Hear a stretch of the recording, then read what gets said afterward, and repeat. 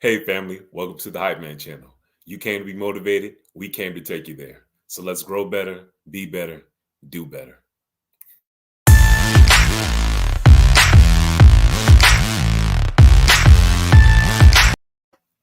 Hey, Hey, yes, sir.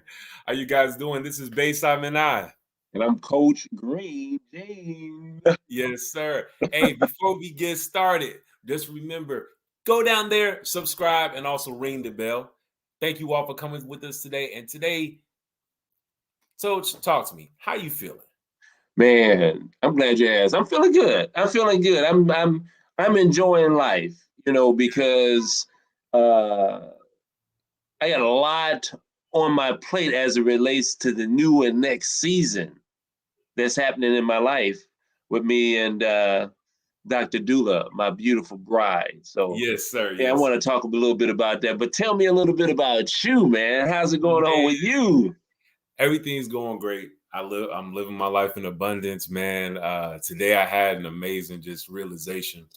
As you all know, I'm in I because I play the bass. And I took a season away from the bass because I felt spirit saying to me that I just had to really take things back to the basics and just really find my why. Why am I bass? I. Why do I play the bass? Why do I feel so passionately about music? What makes me grab that bass every day? And within that time, I took a break and recently picking it back up. I'm finding the answers to things that I didn't even know that I was looking for. And one of the amazing things today that I found when I was playing, I just felt this creativity just coming out and this passion and love for music that I haven't felt in such a long time, just spilling out of me as I was playing. And I did a Reiki session a couple of days ago with Coach Green Jean, and it was just one of the things he really spoke out when he was working with me was the word creativity, and it stuck with me. And as I was playing, I kept just inventing and pushing and just added a little spice here, making it simple here, and it was just so much fun. And what I found was I love the sound that I make. I love my sound that I lost being out here being a national musician. You know, there's blues, jazz, country. Everybody else got their style, but when do I get to be bass? I. When do I get to make my sound? And so having the Wow. opportunity, yeah, no, literally. So having the opportunity just to like slow everything down, just to say, hold on now, hold on, y'all. I'm bass I first. I'm not just the bass man, I'm bass I. So I want to make my sound. I want to be the best version of myself making it. So doing that was amazing, and continually finding that is something that I'm still pushing for and pursuing every day. So talk to Man, me, coach. you know what? I wanted to ask you a question, Imani, because I hear a lot of people get to that place. I call it the struggle, stress, and strain syndrome, where we do hit that brick wall, Mm, whether it's on our job, whether it's in a relationship, whether it's seeking for our own peace, trying to find out purpose and things of that nature. Why is it that people can do you think that people continue to grind forward and try to make that thing happen and force it and just like and don't get settled? Why do you think people get into that downward spiral or that particular thing where it's just not clicking? mm. What does that come how does that come about? Two things come to mind. The first thing being that's what's culture telling us. That's what the society and culture is telling us nowadays. Society and culture is telling us, hey, grind, get in the get in the dirt. You gotta do it every day. If you ain't posting on social media, you ain't a real musician. If you ain't practicing every day till your hands bleed, you ain't a real musician. If you ain't building a new building every day, you ain't a real construction major. If you're not doing this every day, you really don't love it. Where in reality, we're human. Nothing's ever 100% going to be there. And if we have the incapacity, and that's the second thing, if we have the incapacity to listen to ourselves and knowing like, hold on, something's off. Like it just feels off. Being able to recognize it is first, but also being able to listen when we notice it. that will allow you to see, okay, I love music. And in addition, I love it enough to let it go. I remember Now once, that right there is the crucial point because we were talking to Andrew and Hannah the other day. We were talking about relationships. We were talking about love. We were talking about passion. We were talking about creativity. And that whole letting go, it sounds simple, but you good at the base. Matter of fact, you're better than good. thank you. Was there hesitancy? You know what I'm saying? And explain to us, how did that feel? Because how long when you start playing bass? 7 years old. And you took a grind on it, for a while. How did that feel? Did you feel like you were doing the right thing by just setting it down and stopping? Did it feel naked? Did it feel empty? Did you feel confused? Did you feel like, am I doing the right thing? Yes, it did. I at first it really did. Um, I had been playing bass since I was 7. Shout out to my parents for shout out to you and Dr. Dooley just doing what y'all did and putting me in the position to find the thing that I love. And in Mm, college, it was around my junior year. I met these amazing musicians, Roger Draw and Will Spearman. And I can't even start, though. There's so many people. So shout out to Tuskegee. And yes. when I finally hit the ground running, I took bass and said, I'm going to make this my own. And I achieved it. Mm, But when I figured out my intentions weren't serving me, I had to stop because I realized the same thing that gave me the gift could take that gift away. And I don't know how it happens, but I just didn't want to test the life. I didn't want to test the universe and tell the and say like, "Hey, it's all good. I'm this good. I've worked too hard at like this gift is mine. I'll do what I want with it." I knew my intentions weren't right, so I mm, said, "You know what? I love it enough to let it go." And it was scary at first. I was like, "Oh my gosh." I haven't gone a week without practicing in almost what it'd been like 4 years the last time I maybe went a week. Like I've maybe at the longest maybe went 2 or 3 days without touching the bass. And within a 4 year span. Usually it's every day at least and on the shortest days, 5 minutes. On the longest days, 4 to 6 hours. You know what I'm saying? I was really grinding with it, but it was scary and it was uncomfortable. But I will say this during that 2.5 week period where I did not touch the base, put all my bases in their bags. I'm like, nope. I found I was able to feed another industry, another passion that I had in another sector, and allow the base just to simmer. So when it finally came, like when my passion towards these other things start to not dwindle, but when they start to mellow a little bit, and it was like it was still there, and I want to do it, but I felt like I was trying to force myself to do it. And I was like, hold on, I'm not trying to force myself to do what I love. If I love it, I'm going to do it. But something in me said, go back to the base, and I was like, is it time? Is it time? And I did my little ceremony. I saged off my bases to get all the old energies off my bases, whatever intent, not even just other musicians, what intent I was taking was putting on my bases and sitting in my bases from my 6 string, 5 string, my 4 string. I just saged them. And then after that, I played around a little bit and I was playing on my 6 string and something didn't feel right. I was like, something don't feel right. Put it down, grab my 5 string, played around. I was like, it feels a little bit better, but I still feel like I'm not being myself. And I grabbed the first 4 string that my parents, once again, shout out to them. The 4 string they gave me, this is Roxy right here. And I actually, so this is the first 4 string I ever had in my life. I did a modification to it. So I took the frets off. So it's half fretless, half fretted. And I have flat wound strings on it. Epiphone. I love this thing and it still does amazing things for me. And when I grabbed it, I started to just play and feel. And though I wasn't getting the exact sound I want, I knew immediately that I was at home. Like that was it. And You know I what? knew, It's yeah, no, I knew it. I you. would say this. I just knew at that point that it was time for me to, it was time to go back to the basics. It was time to just go back to where I started to refine why I love the bass. Talk to me though, coach, man. You let go some magic nuggets, and I'm gonna set them out there, and then we could just pick from the palette that you just laid out for us. One, I heard diversifying of gifts.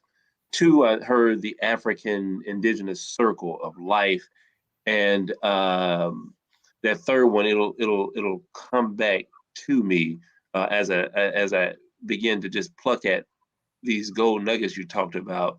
Um, so when we're talking about that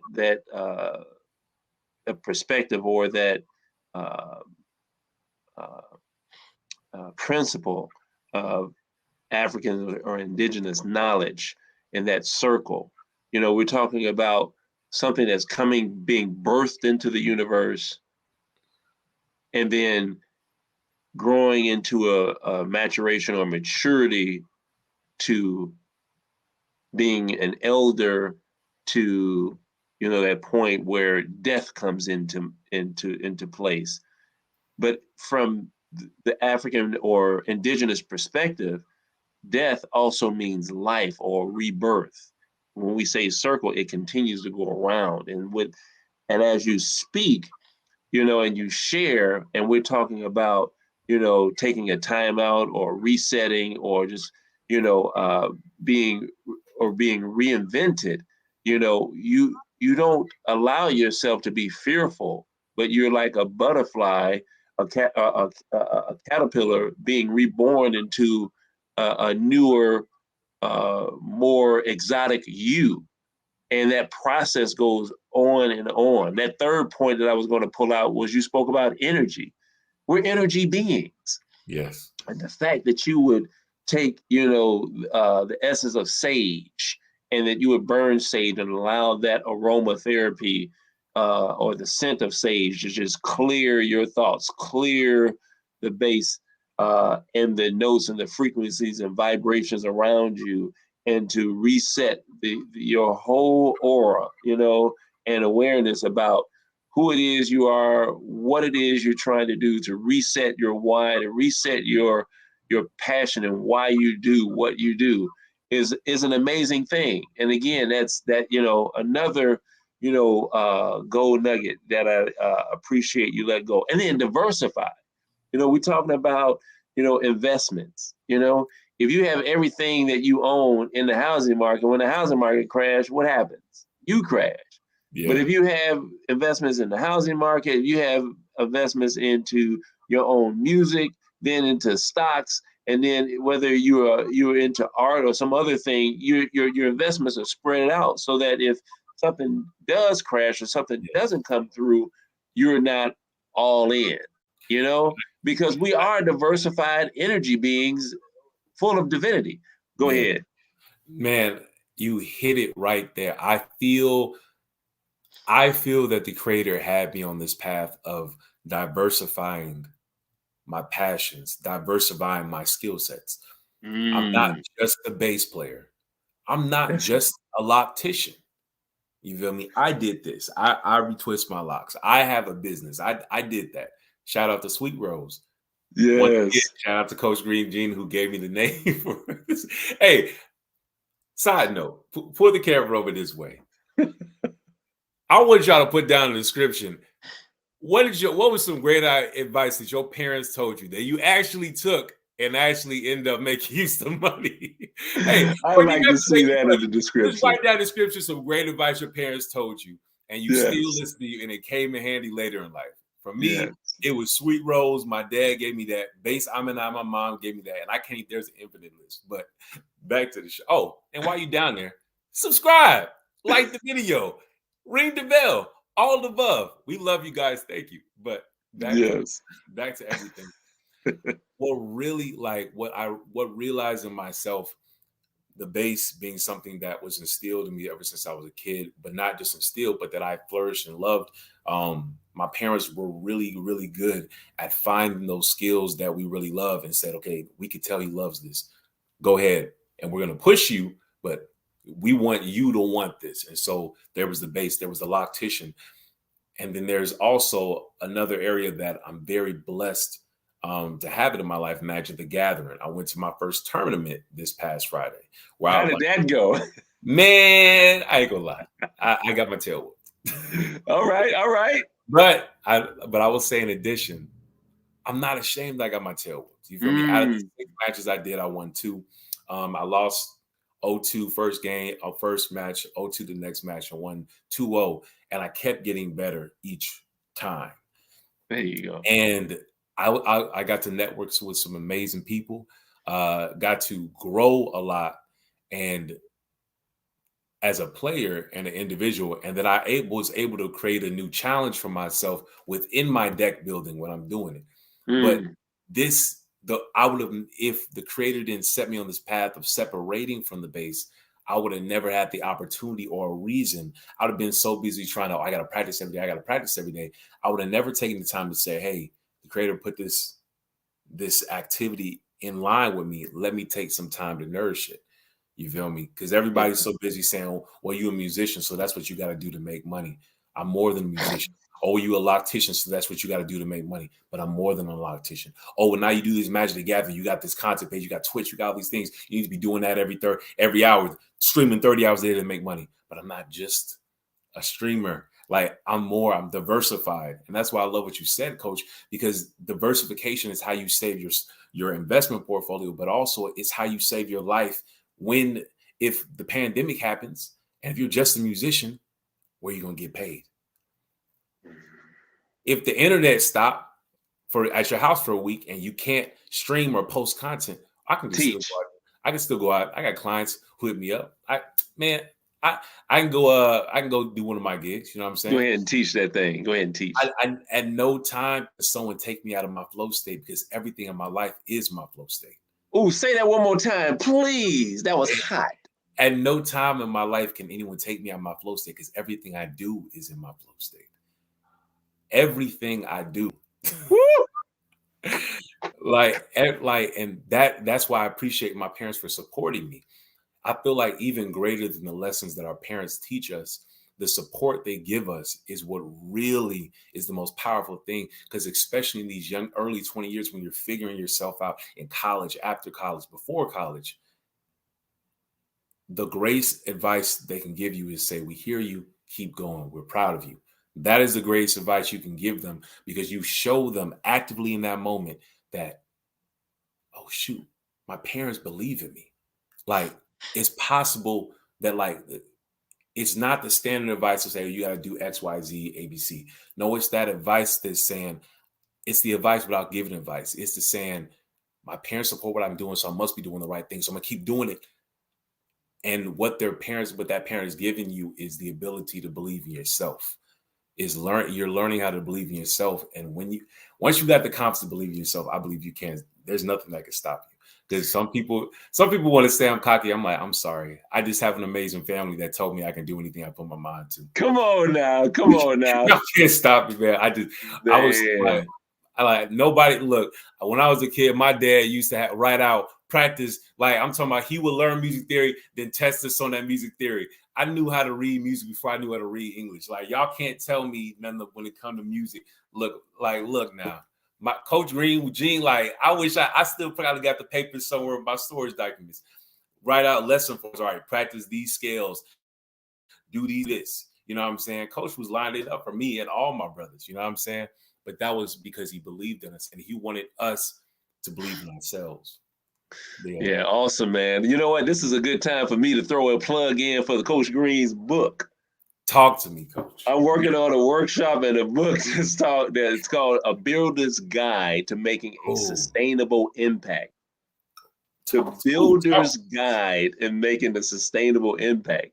Yes. And I'm excited about it because I see a lot of people at work, you know, as a construction superintendent managing projects, people just dying out midstream, right in their careers.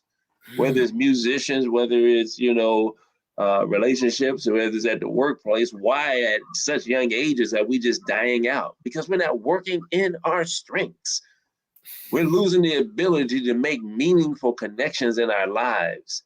And the fact that I'm hearing you talk at such a young age to make connections of your youth, and when your parents have, you know, made amazing contributions and still supporting you, to see you be the greater you, and to have the ability to say, you know what, I ain't scared.